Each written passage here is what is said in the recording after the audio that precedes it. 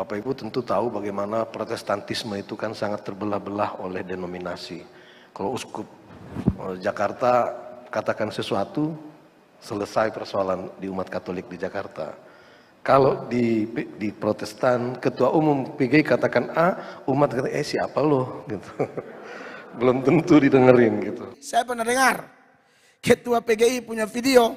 Ketua PGI bilang begini, enak ya kalau di Katolik tuh garis komandonya jelas. Kalau kita di Protestan, kadang-kadang ketua PGI pun dilawan. Yang bikin saya tahu, karena waktu dia itu video, ada tempel saya dan Pendeta Gilbert pun foto di situ. Saya bingung kenapa kita dua pemuka. Kalau di Katolik itu garis komandonya jelas. Karena sumber iman Katolik kan jelas. Kitab suci, hierarkinya nomor 1, ada magisterium, ada tradisi. Kita tidak, cuma satu. Jadi mau ketua PGI, mau siapa, kalau omong tidak sesuai firman, kita tolak. Pasti kita tolak. Karena sumber kita cuma firman, mau tahu benar atau tidak, kitab suci.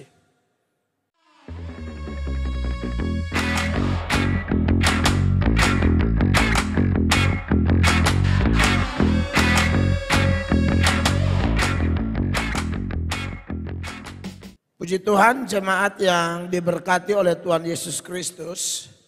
Kita masih membahas seri khotbah doa Kristen. Dan hari ini adalah minggu yang ketiga. Kita menyoroti tema ini, saudara-saudara. 2 minggu berturut-turut ketika kita bahas tema ini. Kita menyoroti teladan Nabi Elia dalam berdoa.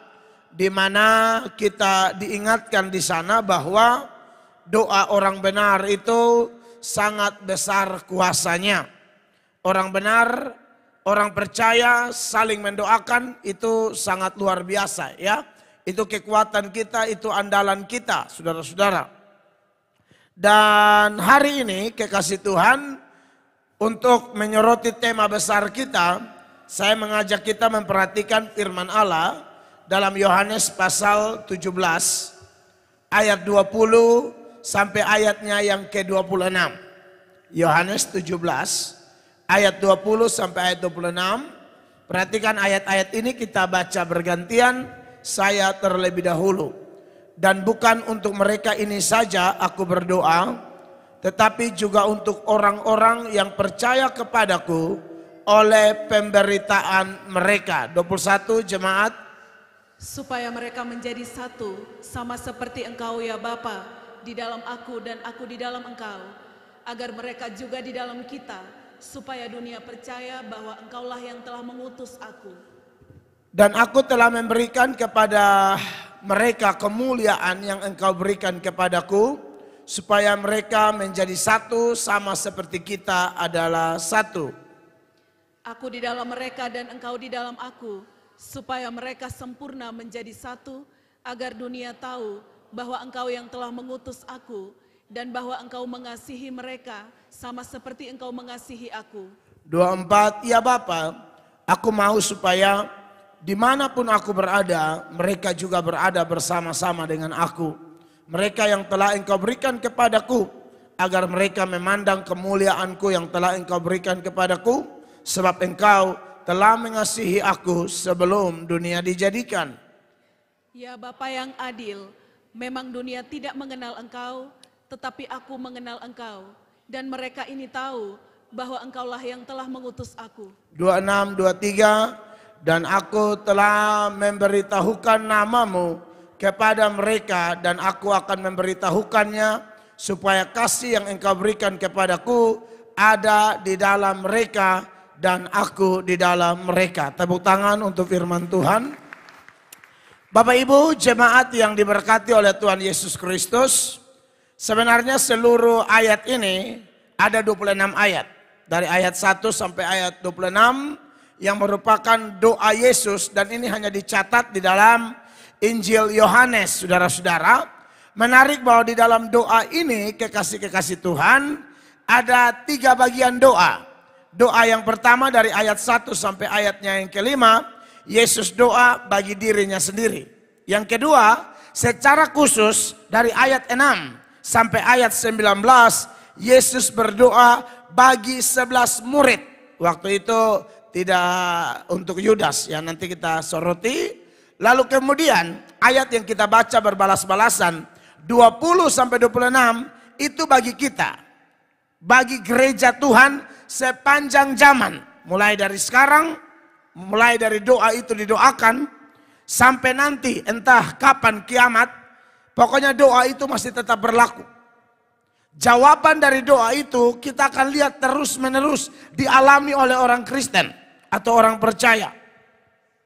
Memang kalau bicara Yesus berdoa, ini yang menjadi celah bagi orang-orang yang tidak memahami tentang doktrin Kristus. Mereka hanya selalu melihat Yesus manusia biasa. Makanya Yesus berdoa kepada Allah. Padahal Yesus bukan manusia saja, tetapi dia adalah Allah dan juga manusia. Tetapi itulah yang namanya orang tidak paham.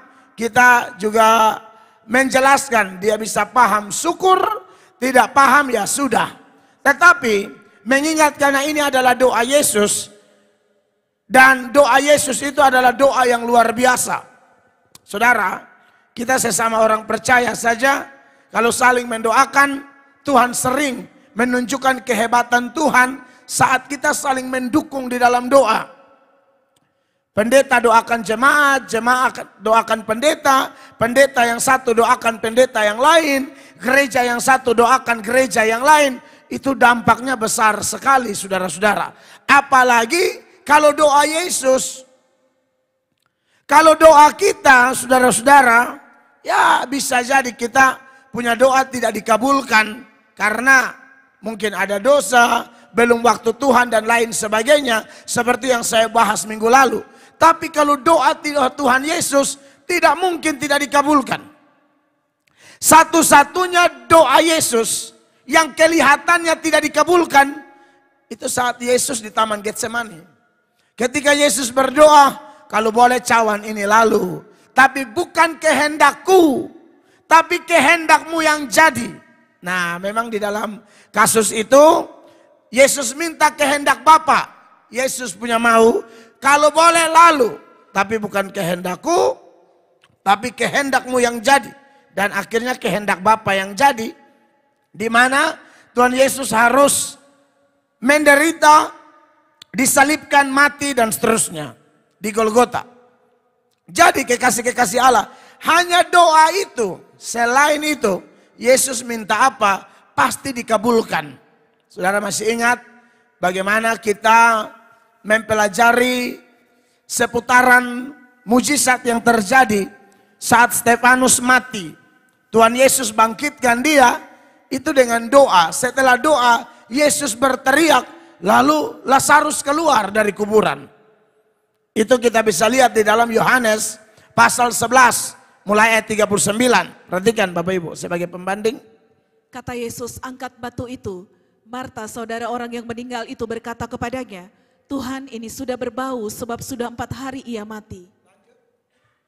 Jawab Yesus, bukankah sudah kukatakan kepadamu, jikalau engkau percaya engkau akan melihat kemuliaan Allah? Terus? Maka mereka mengangkat batu itu, lalu Yesus menengadah ke atas dan berkata, Bapa, aku mengucap syukur kepadamu karena engkau telah mendengarkan aku. Karena engkau telah mendengarkan aku, lalu di ayat 42 Tuhan Yesus bilang, aku tahu bahwa engkau selalu mendengarkan aku, dan seterusnya. Jadi kekasih-kekasih Tuhan, kalau bicara doa Tuhan Yesus, aduh ini doa yang luar biasa. Maka dari itu, pada malam yang diberkati ini kekasih Tuhan, kita akan mempelajari apa saja yang Yesus minta di dalam doanya kepada Bapa untuk saya dan saudara sebagai gereja Tuhan. Ya. Kita akan soroti beberapa bagian. Saya siap 5 poin, tapi saya tidak akan menyampaikan semua karena ada perjamuan kudus yang lain nanti kita tinggalkan untuk dibahas minggu depan.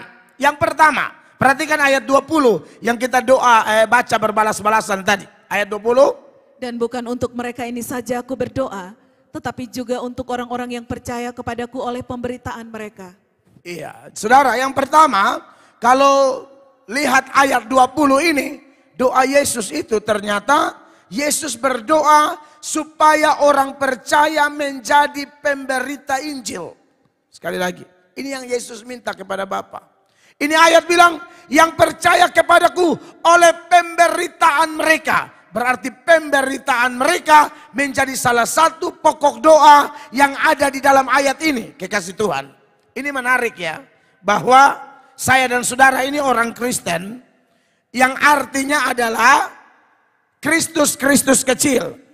Orang melihat sifat Yesus, karakter Yesus, ajaran Yesus, prinsip-prinsip Yesus di dalam diri saya dan Bapak Ibu yang adalah orang beragama Kristen. Kita itu suratan yang terbuka yang dibaca oleh semua orang.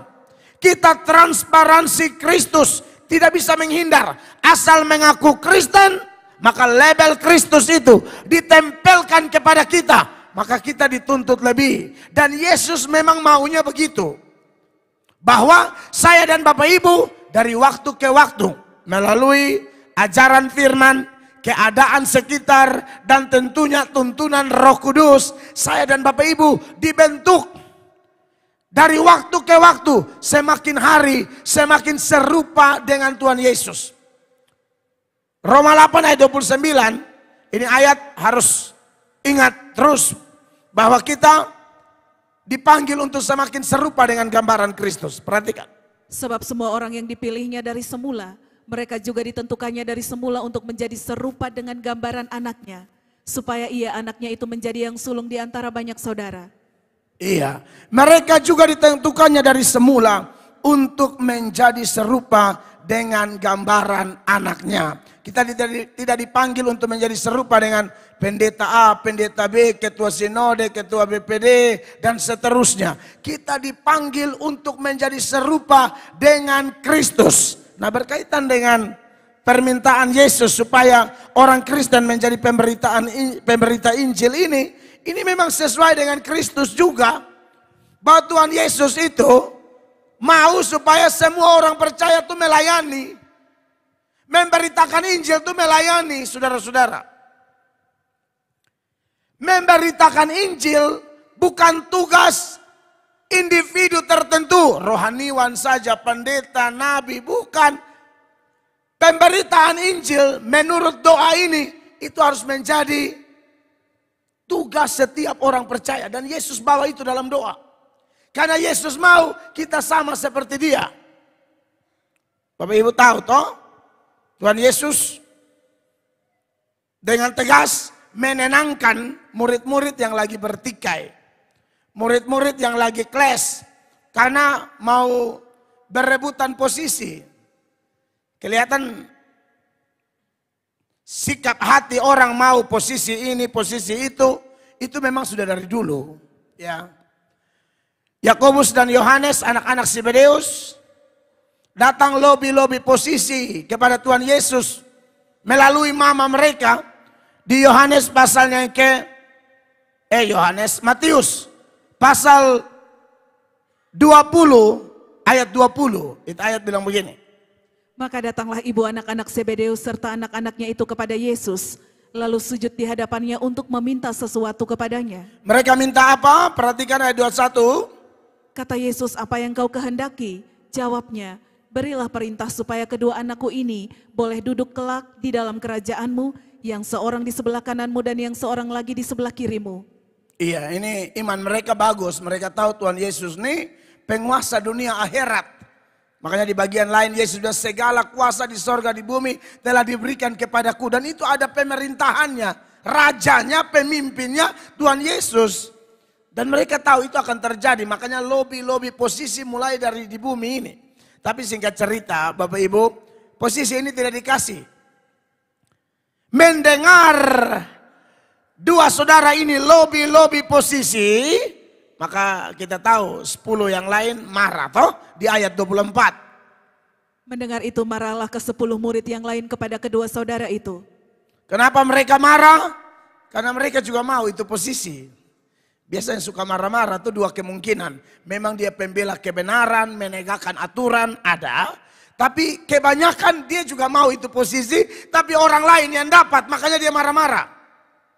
Karena melihat mereka sudah mulai bertengkar, Tuhan Yesus bilang, kita beda dengan dunia. Ini rohani kok. Bukan urusan duniawi, pemerintah yang pakai tangan besi, pemerintah jadi baku rampas jabatan. Kita beda. 25. Tetapi Yesus memanggil mereka lalu berkata, kamu tahu bahwa pemerintah-pemerintah bangsa-bangsa memerintah rakyatnya dengan tangan besi, dan pembesar-pembesar menjalankan kuasanya dengan keras atas mereka. Iya, tapi kalau kita kan tidak demikian. Tuhan Yesus tidak larang saya dan Bapak Ibu jemaat menjadi besar. Anak-anak muda, Tuhan Yesus mau kita menjadi besar. Tuhan Yesus mau kita menjadi terkemuka. Tapi rumusnya ada. Rumus Kristus adalah mau jadi besar, jadi hamba dulu. Mau jadi terkemuka, layani orang lain, menghormati orang lain, menjangkau orang lain, melayani orang lain, menganggap orang lain lebih penting daripada kita. 26. Tidaklah demikian di antara kamu. Barang siapa ingin menjadi besar di antara kamu, hendaklah ia menjadi pelayanmu. 27. Dan barang siapa ingin menjadi terkemuka di antara kamu, hendaklah ia menjadi hambamu. Iya, Yesus ajar itu.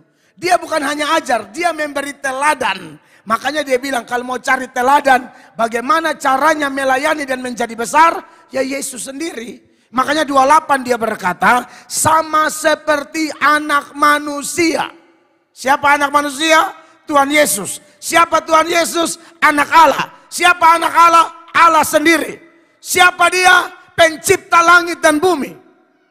Tidak ada sesuatu pun yang telah dijadikan ini bisa jadi tanpa Yesus. Tapi dia berkata apa? Sama seperti anak manusia datang bukan untuk dilayani, melainkan untuk melayani. Bapak Ibu terkasih, jadi Yesus dalam doanya dia berdoa supaya orang percaya menjadi pemberita kebenaran. Karena Yesus mau orang percaya melayani seperti dia melayani, saudara-saudara. Yesus itu pekerjaannya, tujuan dia menjelma Allah jadi manusia untuk kabar Injil, untuk beritakan Injil. Markus 1 ayat 38. Jawabnya, marilah kita pergi ke tempat lain, ke kota-kota yang berdekatan, Ya. supaya di sana juga aku memberitakan Injil, karena untuk itu aku telah datang. Supaya di sana juga aku memberitakan Injil, karena untuk itu aku telah datang. Untuk apa Yesus datang? Memberitakan Injil, melayani. Maka saya dan Bapak Ibu, kalau mengaku kita anak Tuhan, mengaku kita orang Kristen, doa Yesus bagi kita supaya kita menjadi pemberita-pemberita Injil. Saudara yang diberkati oleh Tuhan Yesus Kristus. Seperti saya tekankan tadi bahwa Yesus ini kan doanya luar biasa, pasti tergenapi. Apakah itu tergenapi? Ya, tergenapi. Setelah Tuhan Yesus berdoa, kita tahu bahwa perjalanan pelayanan murid-murid yang dulu penakut, pendidikan juga pas-pasan, tapi satu kali mereka tampil bikin heboh.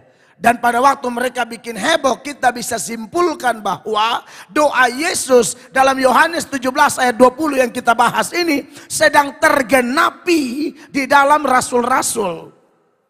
Saudara lihat di depan umum Petrus yang dulu penakut, hanya ditanyai oleh hamba perempuan saja, dia sudah menyangkal sampai 3 kali, menyangkal, bersumpah, mengutuk, tidak kenal Tuhan. Tapi sekarang di depan sidang, di depan imam besar, ahli Taurat, ya, kepala-kepala, pemimpin-pemimpin, tapi dia tidak takut. Makanya di dalam Kisah Para Rasul pasal 4, mulai ayat 10, hanya persoalan orang sakit disembuhkan, tapi kemudian Petrus mulai menyatakan kebenaran dengan penuh keberanian luar biasa. Perhatikan. Maka ketahuilah oleh kamu sekalian dan oleh seluruh umat Israel, bahwa dalam nama Yesus Kristus orang Nazaret yang telah kamu salibkan, tetapi yang telah dibangkitkan Allah dari antara orang mati, bahwa oleh karena Yesus itulah orang ini berdiri dengan sehat sekarang di depan kamu. Amin. 11. Yesus adalah batu yang dibuang oleh tukang-tukang bangunan, yaitu kamu sendiri, namun ia telah menjadi batu penjuru. Dan yang paling pemungkas di ayat 12, sama-sama baca. Dan keselamatan tidak ada di dalam siapapun juga selain di dalam Dia. Sebab di bawah kolong langit ini tidak ada nama lain yang diberikan kepada manusia yang olehnya kita dapat diselamatkan. Khotbah model begini Lalu mereka lihat yang khotbah juga orang tidak terpelajar, tapi khotbah penuh kuasa, khotbah penuh keberanian, memberitakan kebenaran yang sejati. Jelas orang bingung, orang heran. 13. Ketika sidang itu melihat keberanian Petrus dan Yohanes dan mengetahui bahwa keduanya orang biasa yang tidak terpelajar. Orang biasa yang tidak terpelajar. Heranlah mereka dan mereka mengenal keduanya sebagai pengikut Yesus. Iya, itulah Tuhan Yesus ya. Dia mau pilih siapa, dia mau angkat siapa, terserah. Bahkan orang-orang yang tidak terpelajar seperti Petrus dan Yohanes, tetapi ketika jawaban doa Yesus itu tergenapi dalam diri mereka, tidak ada yang bisa bendung mereka. Anak-anak yang di atas, saya, ibu-ibu kalau dia bersuara tolong amankan ya. Tolong, supaya jangan beribut, nanti orang lain terganggu, saya mohon ya. Gendong dia, bawa ke bawah, nanti yang di situ terganggu. Tolong ya. Ada sekolah minggu di bawah Kakak Nona. Bepung kakak juga. Ada sekolah minggu di bawah supaya dong tenang. Ya, saudara diberkati oleh Tuhan Yesus. Jadi doa Yesus mulai tergenapi. Dia minta supaya murid-muridnya, pengikutnya, orang percaya beritakan Injil. Mulai mereka beritakan Injil. Dan pemberitaan Injil yang mereka lakukan begitu dahsyat dan luar biasa. Sehingga mau dicegah pun tidak bisa. Mereka sudah usaha mau cegah tapi tidak bisa. Mereka bikin cara begini, bagaimana caranya supaya larang mereka. Tapi orang yang sedang mengalami jawaban doa Yesus, kobaran di dalam dirinya tidak bisa dibendung. Hanya sekedar oleh orang-orang pakai kekuatan manusia, kekuatan masalah, power, wewenang mereka sebagai manusia yang punya kedudukan pada waktu itu tidak akan bisa. Saudara lompat ke ayat 17. Perhatikan, mereka mulai kebingungan di sini, mulai resah di sini, mau coba-coba menghalangi pelayanan Petrus dan kawan-kawan. Tetapi supaya hal itu jangan makin luas tersiar di antara orang banyak, baiklah kita mengancam dan melarang mereka supaya mereka jangan berbicara lagi dengan siapapun dalam nama itu. Iya, ini rencana jahat mengancam, melarang mereka ya. Sekarang juga masih ada yang begini-begini ya. Orang beritakan Injil bukan dukung, tapi mereka susun strategi bagaimana caranya menolak, melarang dan lain sebagainya. Saya sudah cerita ulang-ulang, saya sudah alami yang model begini terlalu banyak. Tapi tidak bisa memadamkan semangat kami untuk memberitakan Injil. Saudara lihat apa yang mereka lakukan kepada Petrus dan kawan-kawan dan bagaimana respon Petrus dan kawan-kawan. Dan setelah keduanya disuruh masuk, mereka diperintahkan supaya sama sekali jangan berbicara atau mengajar lagi dalam nama Yesus. Iya, terus 19. Tetapi Petrus dan Yohanes menjawab mereka, silakan kamu putuskan sendiri manakah yang benar di hadapan Allah, taat kepada kamu atau taat kepada Allah. Wow, ini luar biasa ya. Kita itu taat kepada orang-orang yang diberi otoritas. Ini sebenarnya kategori pemerintah sebenarnya. Alkitab bilang taat pemerintah. Taat pemerintah dalam hal apa? Kalau pemerintahnya tidak beres, tidak ada taat-taat di situ. Ya, orang-orang yang diberi otoritas supaya kita taat siapa? Pendeta, suami, orang tua, bos di tempat kerja, majikan saudara, pemerintah. Nah itu semua diberi otoritas. Kita taat mereka sepanjang mereka bertindak masih dalam koridor otoritas itu. Di luar jangan ikut. Termasuk pendeta. Makanya kenapa pendeta harus ajar baik-baik dan jemaat perhatikan baik-baik. Kalau ada khotbah pendeta yang tidak alkitabiah, tahu usah taat dia. Bila perlu tegur dia. Begitu caranya. Ya, jadi jangan taat yang kebablasan. Ini orang-orang pemimpin agama semua. Petrus bilang, putuskan sekarang kami lebih taat kamu. Kamu siapa? Pemimpin agama yang dapat jabatan agamawi, ya dihormati orang. Tapi masalahnya kau melarang memberitakan Injil. Maka putuskan sekarang taat kamu atau taat Allah. Tapi bagi Petrus dan kawan-kawan yang mengalami doa Yesus ini, mereka tidak mungkin diam. 20. Sebab tidak mungkin bagi kami untuk tidak berkata-kata tentang apa yang telah kami lihat Betul. dan yang telah kami dengar. Tidak mungkin saudara-saudara ya. Bahkan mereka upayakan lagi untuk menghalang-halangi Petrus dan kawan-kawan. Tapi tidak bisa, saudara yang diberkati oleh Tuhan Yesus. Kalau kita lihat lagi di bagian yang lain, setelah kisah pasal 4, masih ada tantangan lain yang dihadapi oleh Petrus dan kawan-kawan di dalam pekerjaan memberitakan Injil. Ya, dari ancaman ini akhirnya kita tahu setelah mereka ancam, Petrus dan kawan-kawan ditangkap dan Yohanes ditangkap, mereka keluar share kepada jemaat. Tapi jemaat bukan hanya Petrus ya, jemaat yang juga mengalami doa Yesus. Di sini ketahuan bukan hanya rohaniwan, orang percaya yang mengalami doa Yesus. Mereka tidak mungkin ketakutan hanya gara-gara ancaman-ancaman itu. Waktu Petrus dan teman-teman keluar share kepada jemaat ancaman ini, maka mereka berdoa. Dan dalam doa mereka itu panjang lebar, saya langsung lompat ke ayat 29 dari kisah 4. Di sana jemaat berdoa untuk rasul-rasul begini. Dan sekarang ya Tuhan, lihatlah bagaimana mereka mengancam kami, dan berikanlah kepada hamba-hambamu keberanian untuk memberitakan firman-Mu. Iya, ya. Berdoa minta keberanian memberitakan firman-Mu. Dan akhirnya Tuhan nyatakan kuasanya dan mereka berani memberitakan Injil. 31. Dan ketika mereka sedang berdoa, goyanglah tempat mereka berkumpul itu, dan mereka semua penuh dengan Roh Kudus. Lalu mereka memberitakan firman Allah dengan berani. Iya, dengan berani. Tapi ya itulah, Petrus dan kawan-kawan betul-betul mengalami doa Yesus. Jemaat juga mengalami doa Yesus. Bahkan mereka berdoa juga seperti Yesus berdoa. Minta supaya pemberitaan Injil tetap jalan. Jadi saudara yang diberkati oleh Tuhan Yesus, menarik ya. Doa Yesus ini doa yang pertama-tama demi kepentingan Allah. Karena kalau Yesus datang memberitakan Injil itu hati Bapa. Missio Dei, misi Allah. Dan misi itu Yesus mau gereja lakukan. Ini satu kehormatan luar biasa ya Bapak Ibu. Saya sudah sampaikan berkali-kali kepada jemaat. Sebenarnya kalau mau beritakan Injil, ya minimal pakai malaikat cukup. Tidak usah pakai kita ini. Tidak usah pemberitahuan ini disampaikan lagi kepada saya dan saudara. Untuk ayo beritakan Injil. Cukup pakai malaikat, selesai. Bayangkan kalau malaikat-malaikat yang gembala sidang. Saudara datang terlambat, mati. Iya toh? Penerima tamu malaikat, singer malaikat. Yang jual basar malaikat. Semua pakai sayap.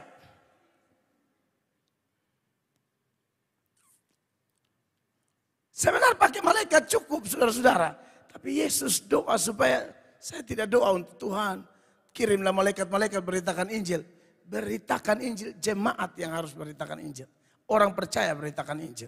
Ya. Petrus dan kawan-kawan mengalami ini dan tambah dahsyat lagi. Lompat ke pasal 5 ayat 17.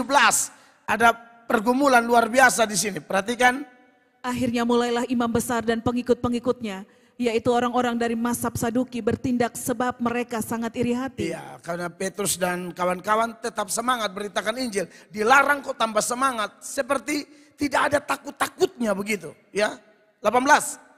Mereka menangkap rasul-rasul itu lalu memasukkan mereka ke dalam penjara kota. Terus. Tetapi waktu malam seorang malaikat Tuhan membuka pintu-pintu penjara itu dan membawa mereka keluar, katanya, pergilah, berdirilah di bait Allah dan beritakanlah seluruh firman hidup itu kepada orang banyak. Sudah ditangkap, Tuhan utus malaikat karena Yesus punya doa, tidak ada berhenti. Sudah ditangkap, Yesus kirim malaikat, bebaskan, keluar ke bait Allah, beritakan firman. 21.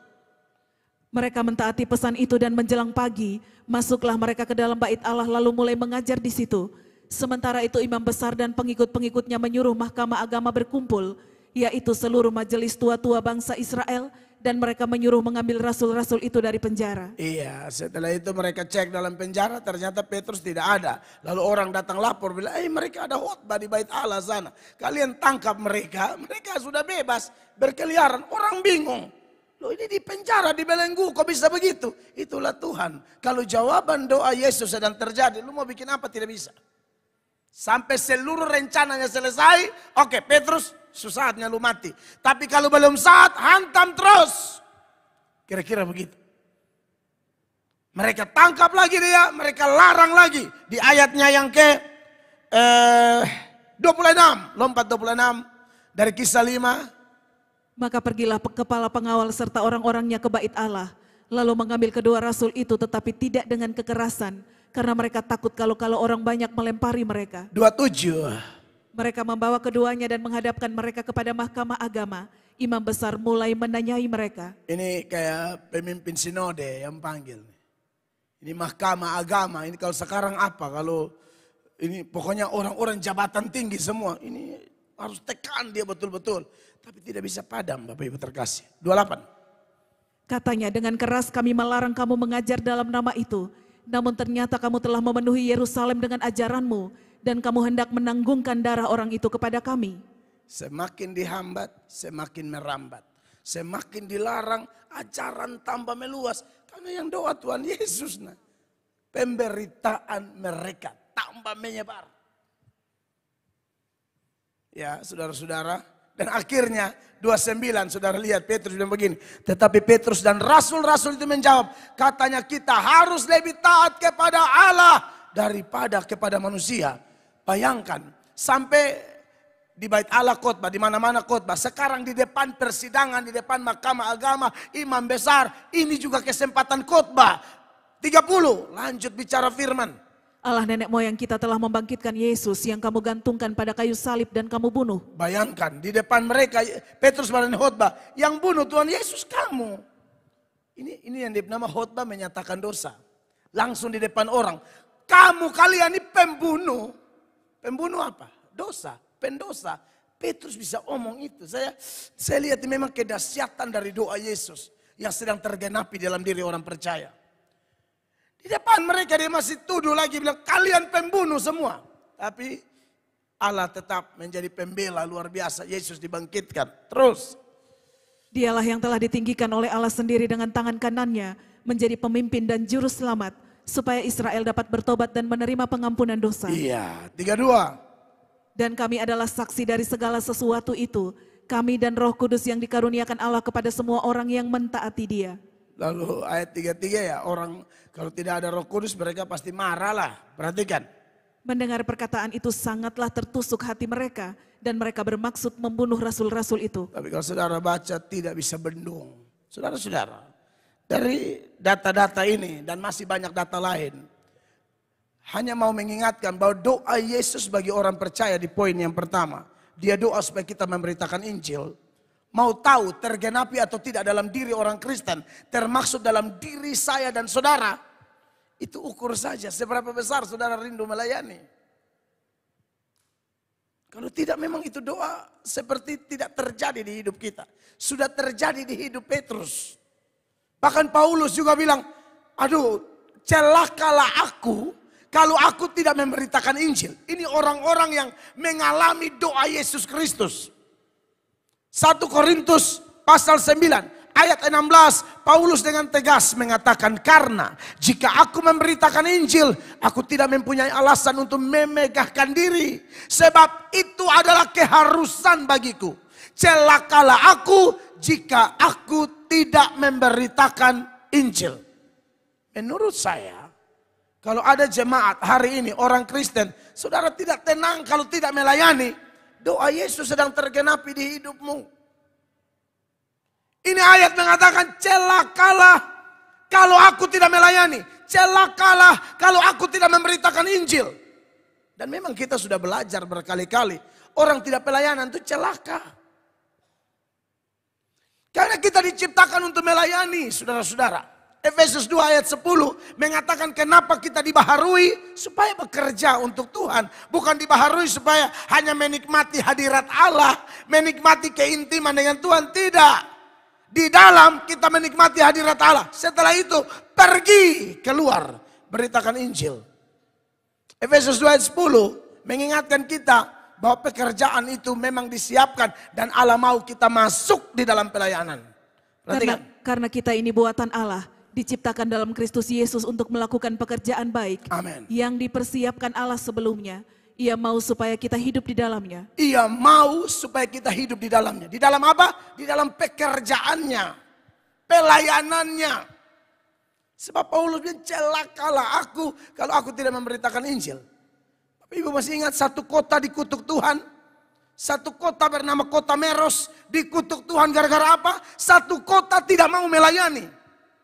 Ada undangan pelayanan tidak mau. Tuhan bilang kutuk mereka semua.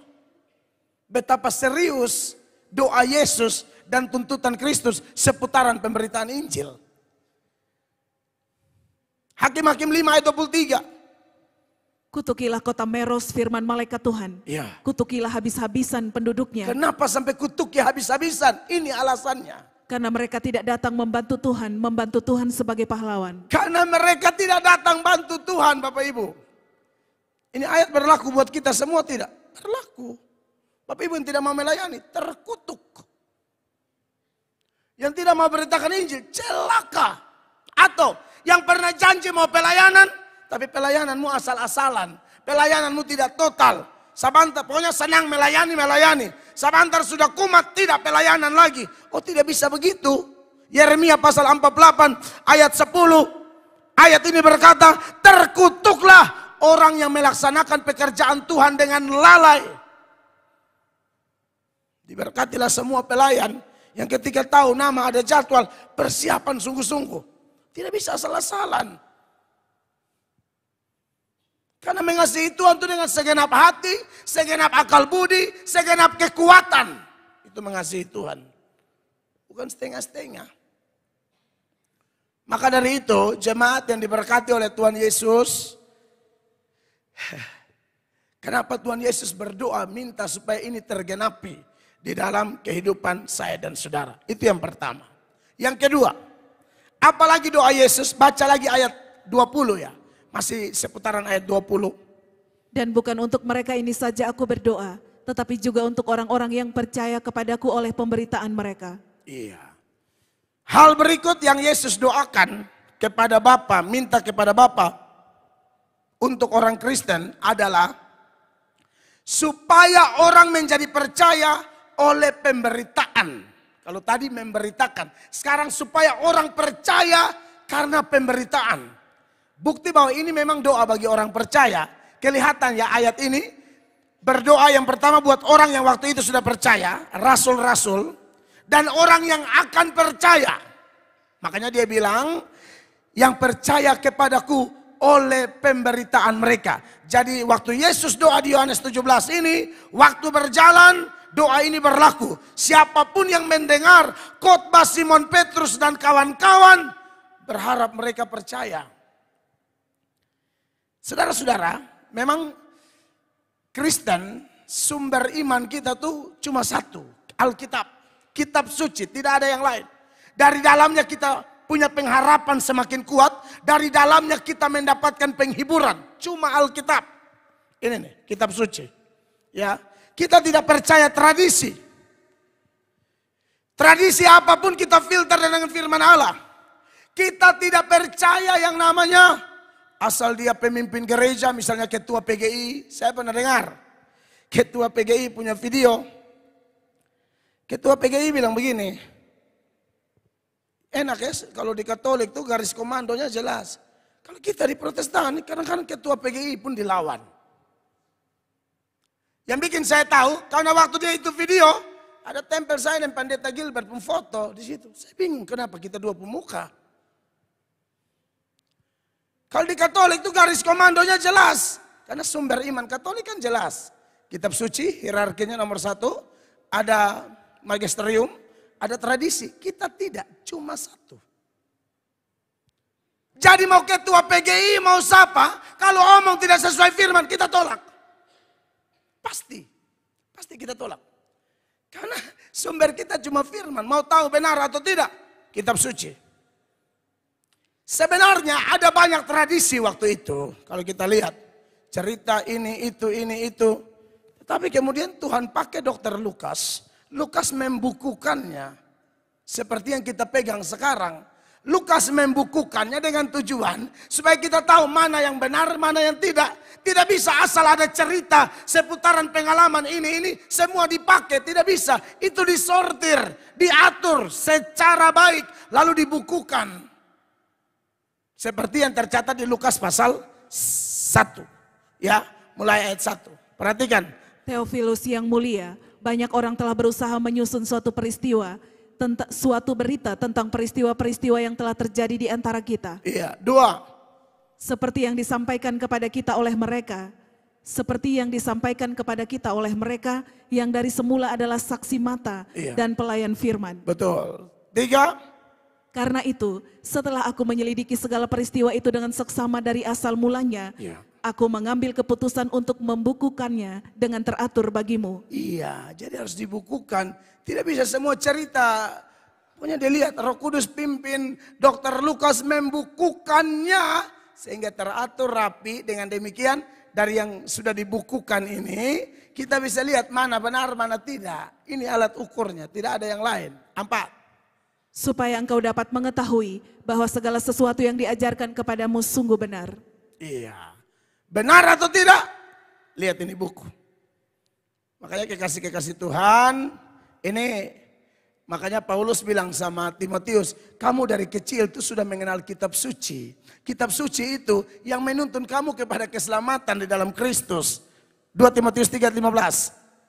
Ingatlah juga bahwa dari kecil engkau sudah mengenal kitab suci yang dapat memberi hikmat kepadamu dan menuntun engkau kepada keselamatan oleh iman kepada Kristus Yesus. Nah, kitab suci ini yang di dalamnya ada manfaat-manfaat di ayat 16 ini yang dikatakan segala tulisan diilhamkan Allah. Itu dari Kejadian sampai Wahyu, semua diilhamkan Allah. Waktu itu hanya ada Kejadian sampai Maliaki, tapi kemudian lanjut dari Matius sampai Wahyu. Semua ini diilhamkan oleh Allah.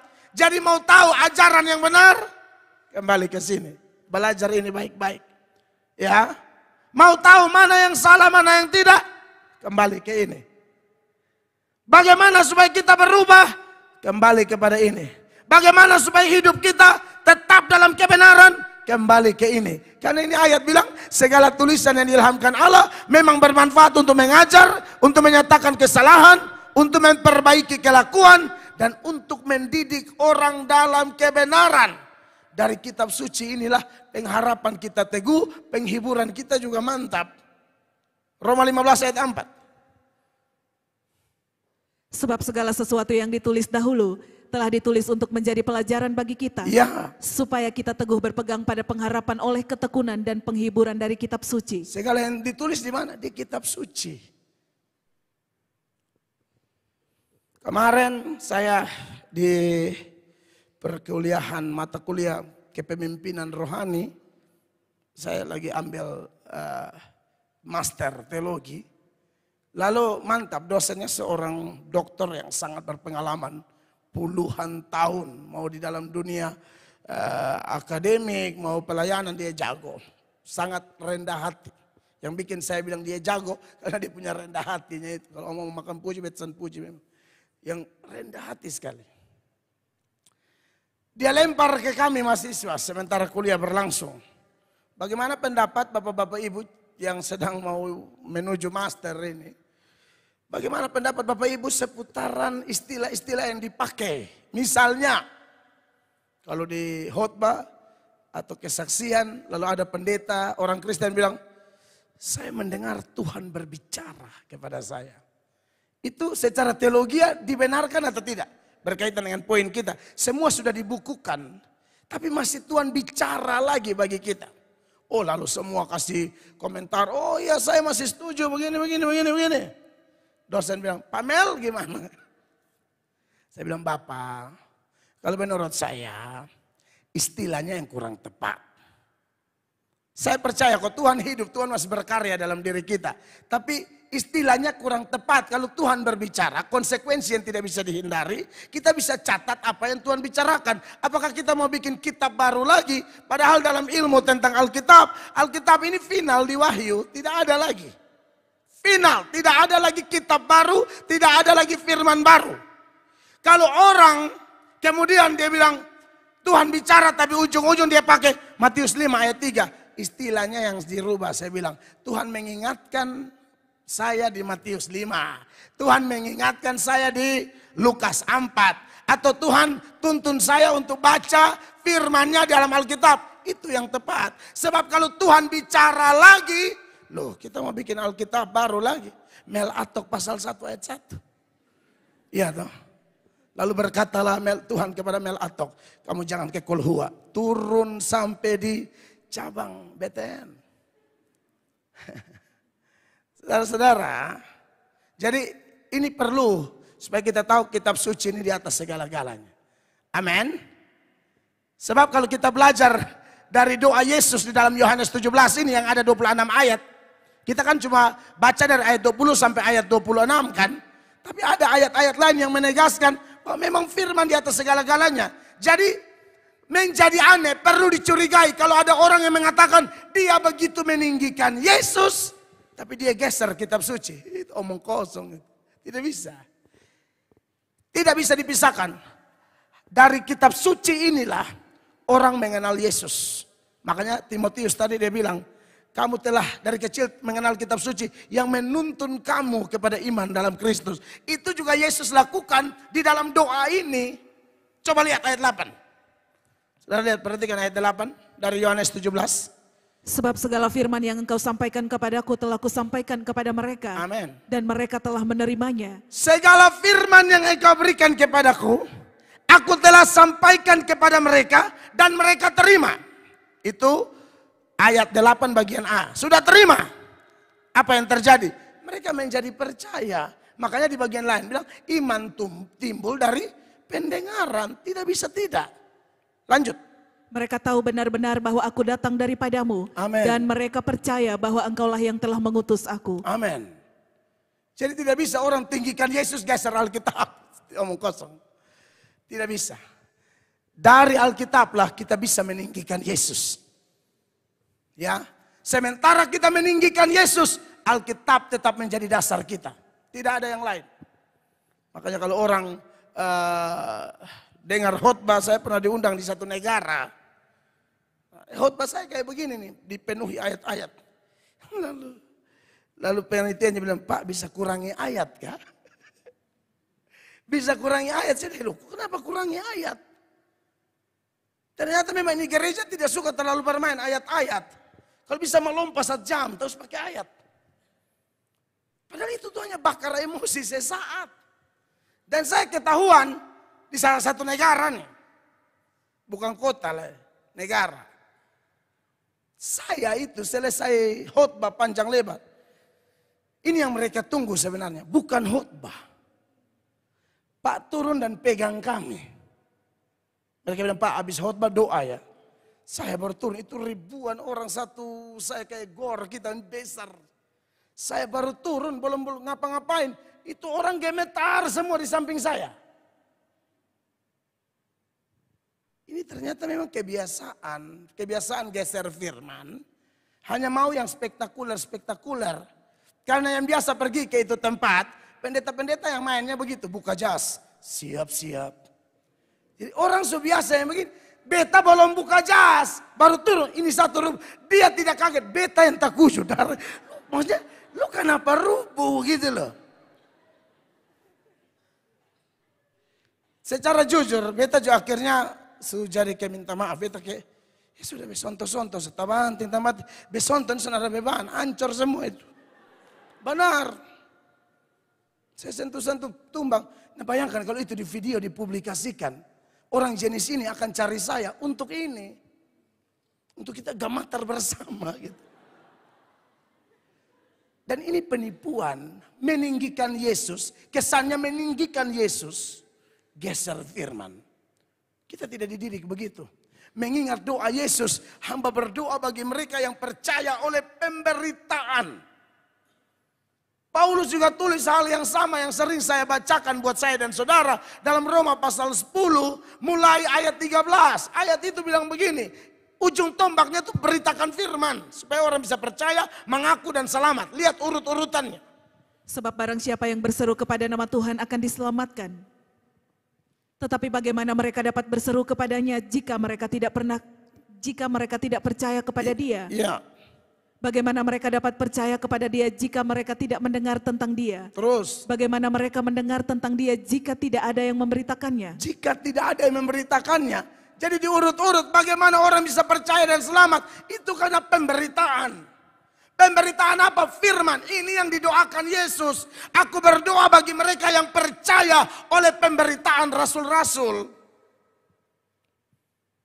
Dan itu kan yang menjadi hati Tuhan. Thomas minta bukti Bapak Ibu. Saya kalau tidak lihat itu bekas luka, saya tidak percaya. Yesus datang kasih tunjuk. Dan setelah Thomas lihat, Thomas percaya. Tapi Tuhan bilang sebenarnya yang Tuhan mau percaya sekalipun tidak melihat. Saudara masih ingat ya? Yohanes 20 ayat 28-29. 28. Thomas menjawab dia, ya Tuhanku dan Allahku. Ini setelah lihat. Lalu Tuhan bilang apa di Thomas? Kata Yesus kepadanya, karena engkau telah melihat aku maka engkau percaya. Berbahagialah mereka yang tidak melihat namun percaya. Berbahagialah mereka yang tidak melihat namun percaya. Makanya saya tanggapi itu obrolan Ustadz Jafar, Romo Aldo, dan Onat itu yang bilang, kenapa Yesus tidak kasih tunjuk saja? Oh memang Yesus tidak mau. Karena yang Yesus mau iman yang berkualitas. Iman yang berkualitas itu timbul dari mana? Kitab suci. Iman yang berkualitas timbul dari mana? Pendengaran firman Allah. Makanya dia doakan, Tuhan, Bapa aku berdoa buat mereka yang percaya oleh pemberitaan rasul-rasul. Dan saudara yang percaya karena pemberitaan Injil, Anda yang bertumbuh karena pemberitaan Injil, Anda dan saya pun mengalami doa Yesus yang kedua yang kita bahas malam ini. Amin, kekasih Tuhan. Bertumbuh kuat, tambah paham, oh begini, begitu. Di Alkitab ini kan, saya sudah bilang ada semua. Semua lengkap, mau apa saja. Bagaimana pacaran yang baik, ada di sini. Berumah tangga yang baik, porsi suami ada di sini. Porsi istri ada di sini. Anda pengusaha, bos, ada di sini. Anda harus buat apa kepada majikan, anak buah atau orang lain. Anda pembantu, Anda karyawan, ada di sini. Anda apa lagi? Anda penjahat, ada di sini. Semua ada. Pendeta, semua ada di sini. Apa yang tidak ada coba? Saudara tanya apa? Semua di sini. Kita belajar aja. Ini lebih dari cukup. Maka dari itu anak Tuhan sejati, kita tidak mencari sumber-sumber yang lain ya. Saudara-saudara kita punya sumber lain terserah. Kita tidak. Cuma Alkitab. Nah saudara-saudara, ada catatan penting seputaran 2 poin ini ya. Catatannya begini. Apa yang kita bahas malam ini seputaran permintaan Yesus kepada Bapa bagi kita, untuk kita. Ini tidak akan mungkin tergenapi kepada orang-orang yang tidak dipilih. Kita sudah belajar ulang-ulang. Ada orang pilihan, ada orang tidak dipilih. Kenapa saya katakan demikian? Karena sepanjang doa Yesus ini, di pasal 17 Injil Yohanes, Yesus bilang begini di ayat 9. Aku tidak berdoa untuk dunia, aku berdoa untuk orang Kristen. Perhatikan. Aku berdoa untuk mereka, bukan untuk dunia. Aku berdoa. Yesus tidak sampai di situ. Aku hanya berdoa bagi mereka orang percaya. Aku tidak berdoa bagi dunia. Dunia di sini, sepanjang doa ini juga, supaya jangan out of context. Sepanjang doa ini juga, siapa dunia di sini? Orang dunia, contoh orang dunia. Yudas. Makanya Yesus bilang semua aman kecuali itu satu pasti binasa. Ini dalam doa. 12. Selama aku bersama mereka, aku memelihara mereka dalam namamu, yaitu namamu yang telah engkau berikan kepadaku. Aku telah menjaga mereka dan tidak ada seorang pun dari mereka yang binasa, selain daripada dia yang telah ditentukan untuk binasa, supaya genaplah yang tertulis dalam kitab suci. Ayat 9 dia bilang, aku tidak berdoa bagi dunia. Dunia tidak akan mengalami apa yang Yesus doakan. Jadi kalau yang saya sudah bahas ini, ada orang mengaku Kristen tapi tidak alami ini, Anda orang dunia. Anda orang dunia, kok Anda tidak alami? Karena Yesus tidak berdoa bagi orang dunia. Itu orang tidak semangat pelayanan, firman datang Anda tolak, Anda orang dunia. Dan memang Anda tidak mendapatkan bagian dalam doa itu. Tapi diberkatilah Bapak Ibu, yang ketika dengar khotbah ini semangat pelayananmu timbul. Ketika dengar khotbah ini, semangatmu membaca Alkitab, merenungkan firman, menyampaikan firman, semakin besar. Engkau bukan dunia. Engkau masuk dalam doanya. Sebab Yesus bilang, aku tidak berdoa bagi orang dunia. Semua selamat, tapi Yudas tidak akan selamat. Memang kalau bahas topik Yudas tidak selamat, banyak orang protes. Bahkan banyak Kristen yang protes. Saya juga pernah protes. Di mana keadilan Allah? Kira-kira protes standar kita kalau sudah bahas ini ya begitulah. Allah tidak adil. Tapi waktu belajar saya dihardik oleh Tuhan sendiri melalui kitab suci. Salah satu hardikan yang diterima oleh saya dan semua orang yang protes Tuhan, itu hardikan yang dibuat Tuhan melalui Rasul Paulus. Dalam tulisan Rasul Paulus di Roma 9 mulai ayat 18. Dia bilang begini. Jadi ia menaruh belas kasihan kepada siapa yang dikehendakinya. Iya. Dan ia menegarkan hati siapa yang dikehendakinya. Betul. Bapak Ibu, jadi ada yang Tuhan buka dia hati sehingga dia senang. Tapi ada yang Tuhan kasih keras sampai masuk kubur. Saya perhatikan ini endingnya akan menarik. Supaya Anda jangan stres. Doa saja buat orang. Kalau dia bisa bertobat, dia orang pilihan. Kalau bukan, yang Anda doakan itu orang duniawi. Hanya kita ini tidak maha tahu. Padahal itu di Alkitab sudah dilarang. Ada dua jenis dosa. Ada dosa yang mendatangkan maut. Ada dosa yang tidak mendatangkan maut.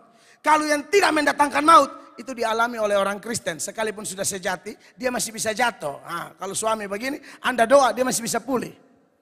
Tapi kalau sudah mendatangkan maut, dosa yang mendatangkan maut itu merujuk kepada satu. Dosa menghujat Roh Kudus. Dan dosa menghujat Roh Kudus itu sama dengan dosa menolak Yesus sebagai Tuhan.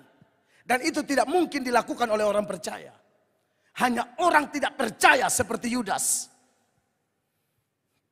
Makanya ini ayat bilang, saya mau jadi aku menaruh belas kasihan kepada siapa yang dikehendakinya.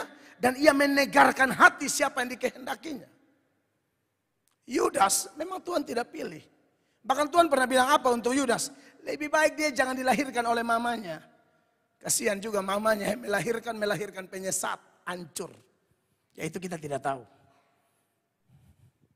Pokoknya Yesus sudah doa dan Yesus atau tidak berdoa bagi dunia.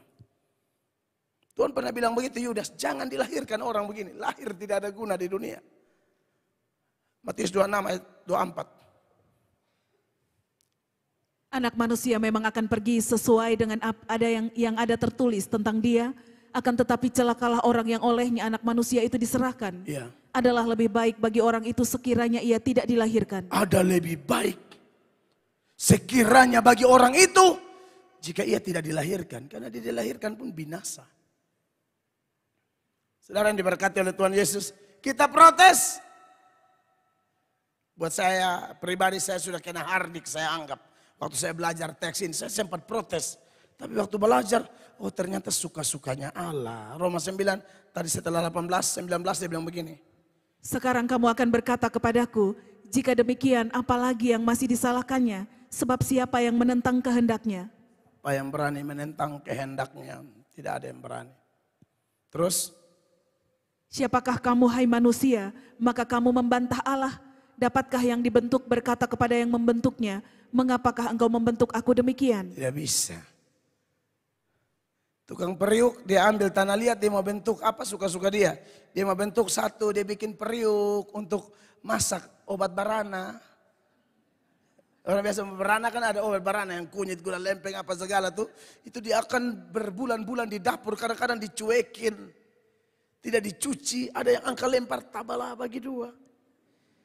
Tapi ada tuh yang dari tanah liat yang sama. Tapi jadi tuh guci yang indah ukuran, ada batik-batik timbul di tuh guci. Bertempatkannya di mana? Di lobi istana presiden. Itu pas pampers pun jaga bapak ini barang jangan jatuh. Mungkin kalau itu periuk tanah ubah barana tadi sempat bisa beromong. Bisa kabeten di istana presiden. Siapa lu? Lu tanah liat, lu pasif. Lu dibentuk jadi apa lu ikut aja. Amin. Tidak bisa saudara. Jadi buat periuk-periuk semuanya mari kita lihat ayat yang ke-21. Perhatikan. Apakah tukang periuk tidak mempunyai hak atas tanah liatnya? Untuk membuat dari gumpal yang sama suatu benda untuk dipakai guna tujuan yang mulia? Ya. dan suatu benda lain untuk dipakai guna tujuan yang biasa. Iya. Siapa mau protes sang penjunan? Dia mau buat jadi apa suka-suka dia. Amin. Satu dia buat untuk tidak berguna. Bahkan dia bilang untuk kemurkaan sama seperti Yudas. Disiapkan untuk binasa. Tapi yang lain untuk kemuliaan. Ya terserah dia. 22. Jadi kalau untuk menunjukkan murkanya dan menyatakan kuasanya, Allah menaruh kesabaran yang besar terhadap benda-benda kemurkaannya yang telah disiapkan untuk kebinasaan. Yang telah disiapkan untuk kebinasaan. Tapi ada yang namanya benda-benda belas kasihan yang disiapkan untuk kemuliaan. 23. Justru untuk menyatakan kekayaan kemuliaannya atas benda-benda belas kasihannya yang telah dipersiapkannya untuk kemuliaan. Iya, siapa dia? 24 sama-sama, yaitu kita yang telah dipanggilnya bukan hanya dari antara orang Yahudi, tetapi juga dari antara bangsa-bangsa lain. Termaksud Indonesia, Kupang, NTT, Flores, Sumba, Sabu, Alor, Semau, Belu. Kita dipanggil. Jadi Anda kalau orang percaya bisa percaya Yesus sekarang, apalagi rindu melayani, doa Yesus sedang tergenapi di Anda. Amin.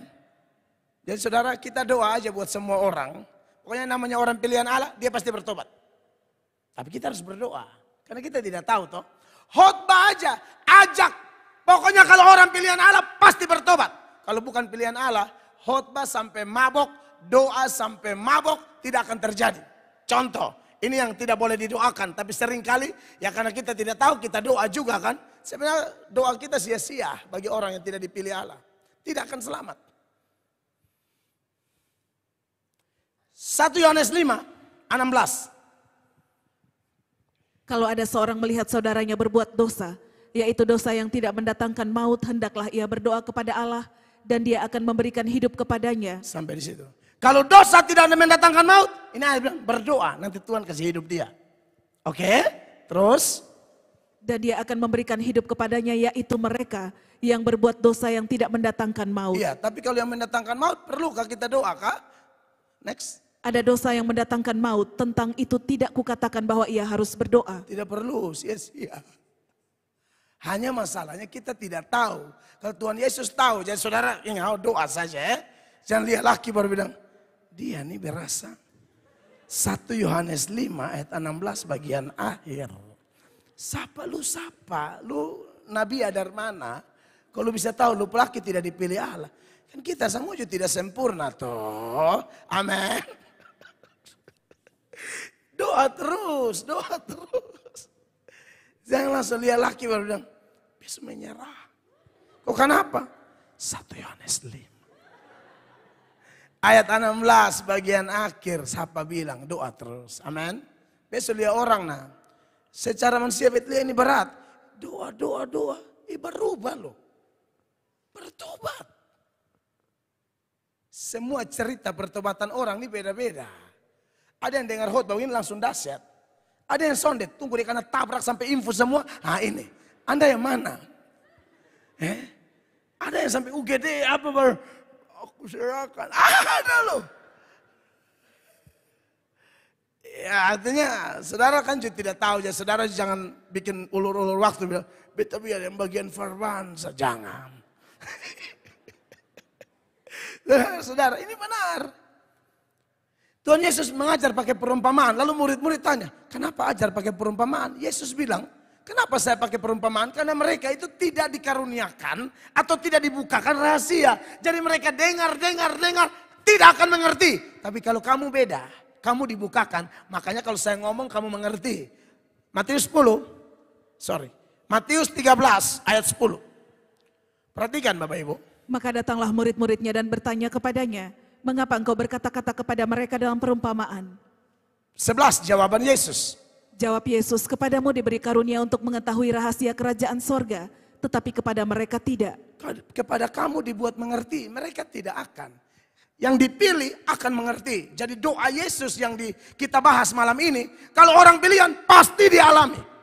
Dia akan bangkit, dia akan pelayanan, dan dia akan hormat firman. Tapi kalau tidak dipilih, tidak akan mengerti. Saudara kalau mengerti ini dan saudara mengerti ini doktrin dan saudara sekarang adalah orang yang menghormati firman, Anda harusnya bersyukur sekali karena kita tidak lebih baik dari orang-orang itu, tapi kita dipilih. Bukankah ini ucapan syukur yang hebat?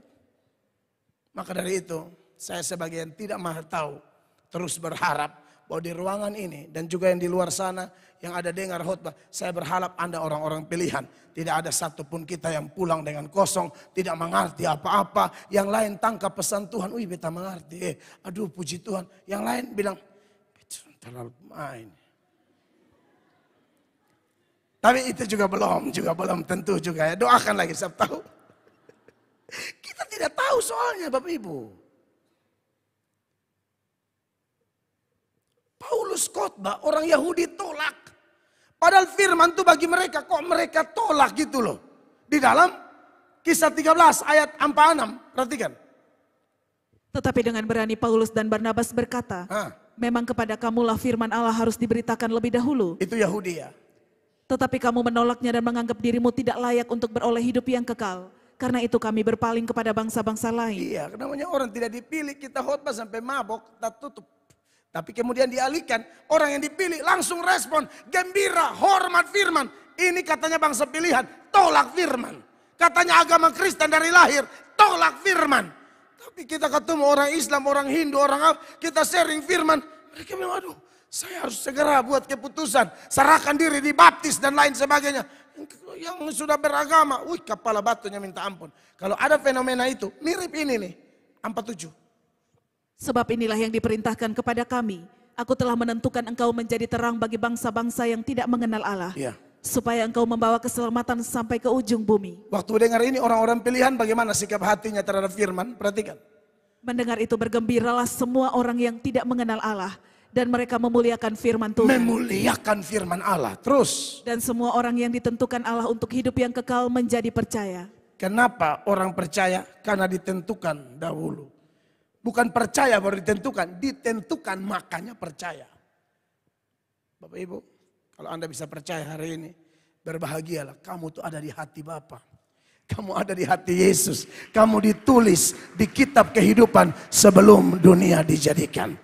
Tuhan Yesus memberkati, saya selesai. Beri tepuk tangan sekali lagi yang meriah bagi Tuhan.